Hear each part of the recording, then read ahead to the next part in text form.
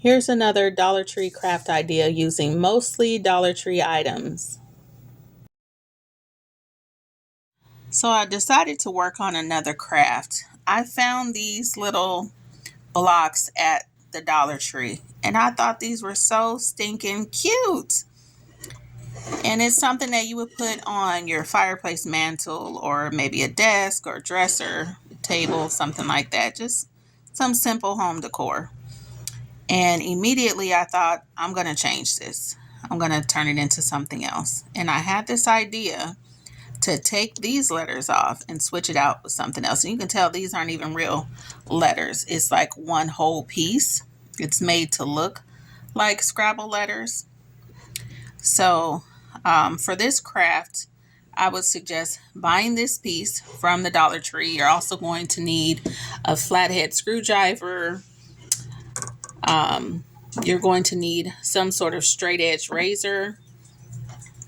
And then you don't need to use stain. You can leave it the way it is, or you can stain it. And you're also going to need some wood glue, which I also got from the Dollar Tree. And you're going to need some of the Scrabble letters. Now, the Scrabble letters that you buy from a craft store don't have the numbers on the letters like a normal Scrabble piece would have. If you're using like an old Scrabble game that maybe you got from a thrift store or an old game that you have lying around, the normal ones have the numbers on it. But when you buy them from the craft store, they do not. So it just depends on what look you're going for. Okay, but they're both cute either way. Okay, and you want to start by removing this piece with your flathead screwdriver. I've already done it on several other pieces, but I'm going to show you how I did it. Okay.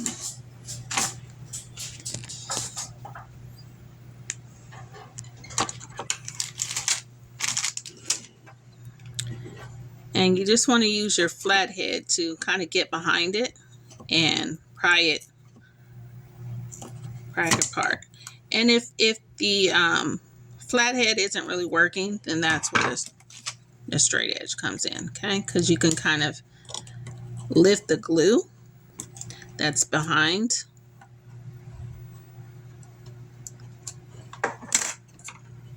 the piece there, and it'll make it pop off a lot easier. See? So you just want to move that,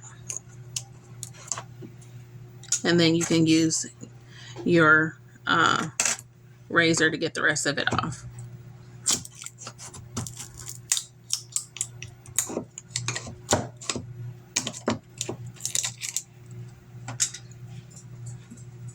Okay, and then I just kind of used the razor just to kind of lift the glue, okay, to get the rest of it off. And if you plan on staining it or painting it, then it doesn't really matter if you nick it a little bit. You know, just kind of be careful. You don't want to cut yourself trying to remove this adhesive or glue. So do it with care, okay? But if you're kind of squeamish about using a razor, you can always use like some sandpaper, you know, to get it off. Okay, so once you've successfully removed the front panel and most of the glue there, okay, you can just wipe it down with a towel and clean it, stain it, and then begin adding your letters, okay, to say whatever it is that you want your piece to say. And I forgot to say, you also want to remove this sticker on the back as well. And you're going to need some sort of brush or sponge to attach the stain. Okay, which I also got these at the Dollar Tree. So most of these products can be found right at the Dollar Tree. But I ended up getting these Scrabble pieces from, I believe it was Michael's craft store. Okay, so just remove the sticker. Sometimes it doesn't come off so easily, so you might have to use some soap and water and a rag to get it off. But it came off pretty easily. And I was able to get most of the glue off. Okay, so it's pretty smooth. Now the color is a little distorted because of the glue, but it's a smooth piece. All of the glue came off. So here's a piece that I finished, and I just put some lettering on there that says Shalom. Okay, and I use the Scrabble pieces for that, as you can see, because there's no numbers at the bottom. And I did it all in one color. Now the only downside to that is the wording really doesn't pop. It doesn't stand out. So what I would recommend doing is adding a darker color to the base and then leaving the Scrabble pieces in their natural color, unpainted, because it makes it stand out more. Now I'm going to show you what I mean by that, because I'm going to do another one with a dark background and leave the pieces natural so that you can see what I mean. And you can also even trace over the lettering with white or some other color to make it stand out if you intend to paint both the pieces and the base. Okay, so you can just use the sponge to apply the stain in whatever color you decide. And this sponge to me works so good for putting the stain on. Okay, if you just want a light coat, this works wonders. Now you can put on one coat and let it dry, and then you can add another coat of the stain if you don't want yours to be this light. But it's very forgiving, because you can put it on. If you feel like it's too dark in an area, just wipe it off. Okay, just like that. And it's going to be a lighter shade. If you want it to be darker, then again, just apply some more stain to darken it up to whatever color that you desire. Okay, and this is the difference with the stain compared to the natural piece, because if you leave it natural, it looks too much like the other Scrabble pieces. Okay, so this just makes it stand out.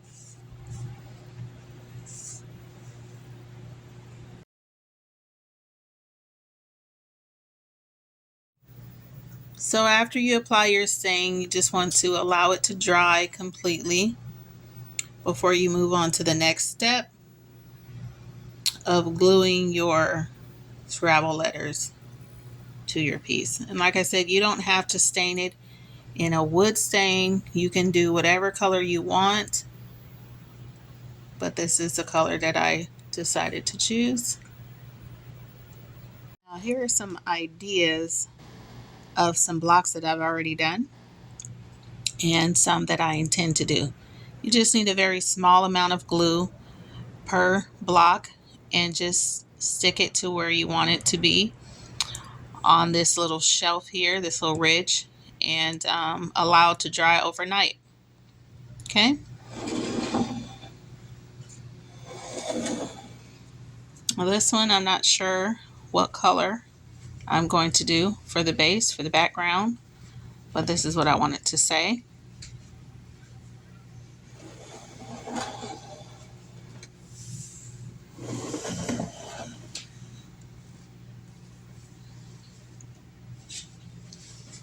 And you can personalize it to make it to say whatever you would like, whatever fits you and your decor. But, here's some ideas from what I've chosen to do. but you do what works for you.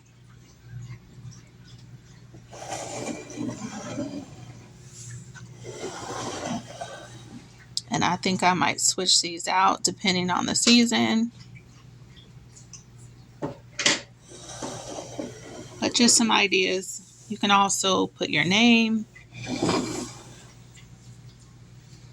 or maybe some event that you're hosting.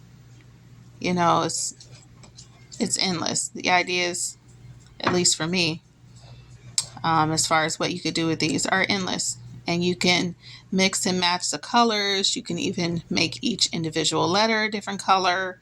You can put your child's name on there for their bedroom. It's just so many different things that you can do with these blocks. So I hope this inspires you to get out and craft.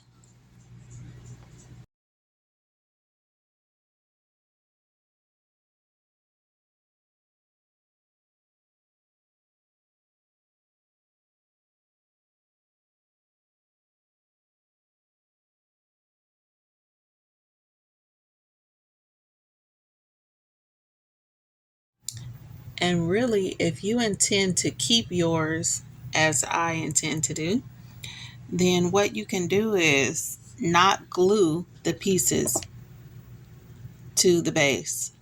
And then you can switch out the message to say whatever you want it to say.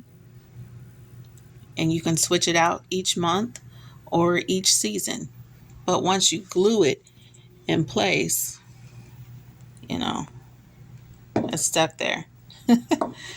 But if you intend to switch out the message and you have a bunch of pieces, then you can just put this on your fireplace mantle or somewhere where it's not going to be disturbed, and you can switch the pieces out. But if it's going to be in an area where you know people are going to be bumping it, touching it, and in the way, then I would suggest gluing it to the base, especially if you have small children or pets that can get to it. But if that's not your issue, then I would suggest just not gluing the pieces to the base. And like I said, you just need a very small drop of glue on the back, and you stick it to wherever you want it to be and allow it to dry. But if you intend to switch out the message, then just paint the base whatever color you want it to be, and don't add the glue.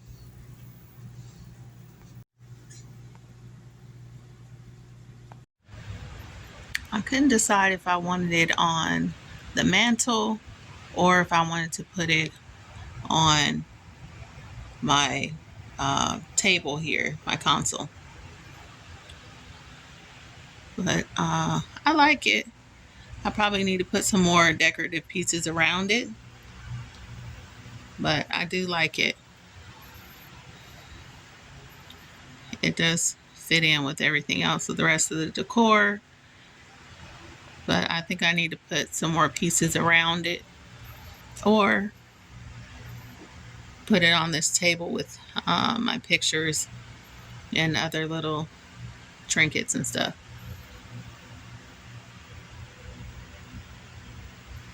Is anybody else watching A Low Down Dirty Shame in 2025?